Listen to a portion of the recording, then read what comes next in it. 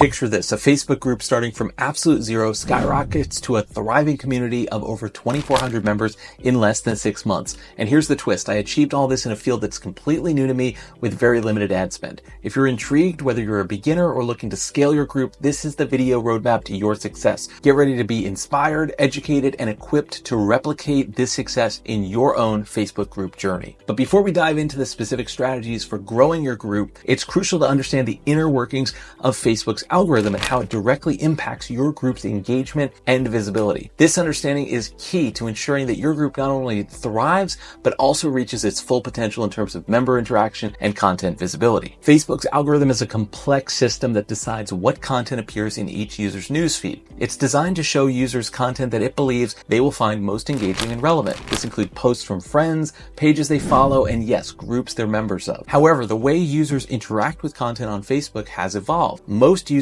now primarily engage with content that they see in their newsfeed, and they seldom visit a group page directly. This change in user behavior means that for your group to be successful, your posts need to be compelling enough to consistently appear in members' newsfeeds. So how does the algorithm determine what shows up in the newsfeed? It looks at a variety of factors, including how often a member interacts with your group's content. This is where the challenge lies. When a member joins your group but doesn't actively interact with your content, maybe they don't like, comment, or share posts, the algorithm interprets this as a lack of interest in your group. As a result, it gradually starts to reduce visibility of your group's content in their newsfeed. This can create a downward spiral where reduced visibility leads to less interaction, which in turn leads to even further reduced visibility. To break this cycle, it's essential to create posts that are not just engaging, but also encourage active participation. This means crafting content that is not only interesting and relevant to your group's theme, but also prompts members to interact, whether that's through likes, comments, shares, or even creating their own posts. Every interaction a member has with your group's content sends a positive signal to the algorithm. It's like telling Facebook, hey, this content is interesting to me, so keep showing me more like this.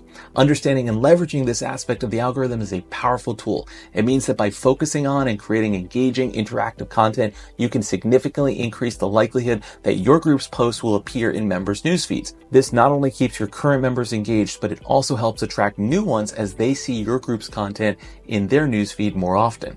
In summary, mastering Facebook's algorithm is a game changer for growing your group. By focusing on engagement and interaction, you can ensure that your group remains active, visible, and attractive to both current and potential members. With this in mind, let's move on to the specific strategies that will help you achieve this. Number 1, stay focused. The first strategy is focus. The power of focus cannot be overstated when it comes to growing a Facebook group. Your group should revolve around a clear, specific purpose or theme.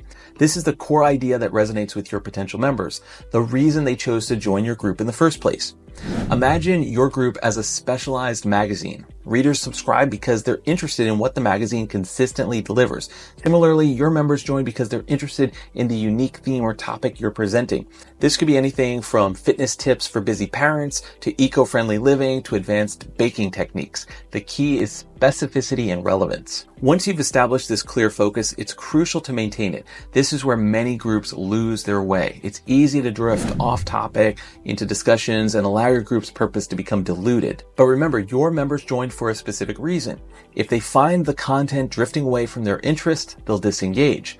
So how do you maintain focus? It starts with the content you, as the admin, post. Be a role model for your group. Share posts, start discussions, and create events that align tightly with your group's theme. Encourage members to do the same by setting clear guidelines about what types of posts are encouraged. Another way to effectively maintain focus is by organizing theme-based activities. For instance, if your group is all about travel photography, you can have a weekly challenge like urban landscape or nature in focus. These activities help keep your group's content aligned with its central theme and encourage active participation. Regularly check in with what your members are doing. Get their feedback on what they enjoy about the group and what they'd like to see more of. Not only does this help you keep the content relevant, but it also makes your members feel valued and heard. In summary, a focus group is like a beacon. It attracts the right people and guides the content to ensure it remains relevant and engaging.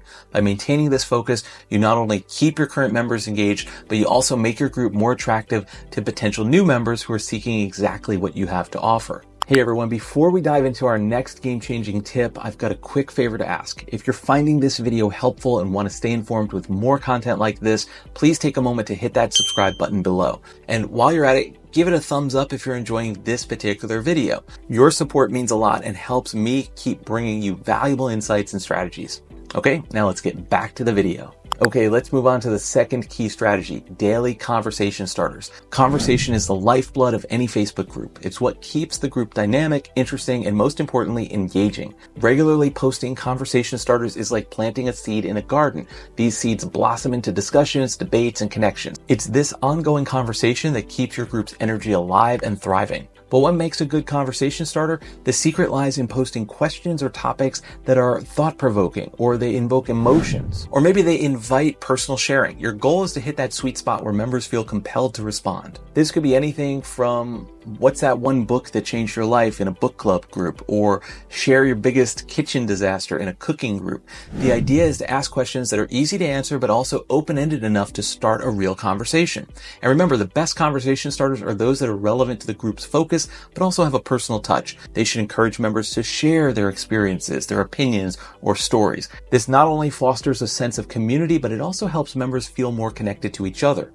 Another aspect of nurturing conversation is to actively participate as a group admin. When you post a question, be the first to answer it or respond to members' comments. This shows that you are engaged and interested in what they have to say, which in turn encourages more members to join in. It's also very beneficial to vary the type of conversation starters you use. Mix it up with different formats like polls or this or that questions or even photo sharing prompts. This variety keeps the interaction fresh and exciting. And don't forget to acknowledge or highlight great contributions from your members.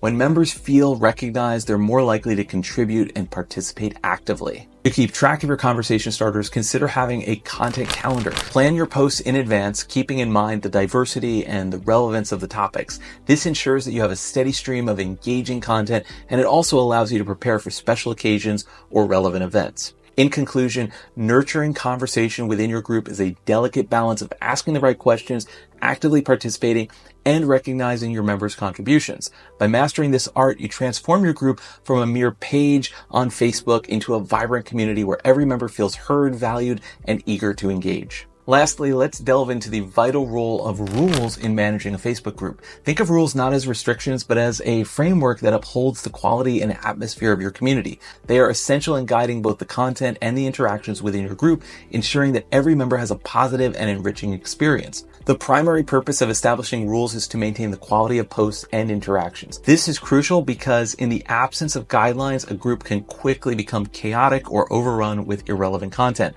For example, without rules, a business group might become flooded with promotional posts, distracting from meaningful engagement and discussion. This not only diminishes the value of the group for members, but it can also lead to a decrease in engagement as members might feel overwhelmed or spammed. To prevent this, it's important to have clear, well-communicated rules.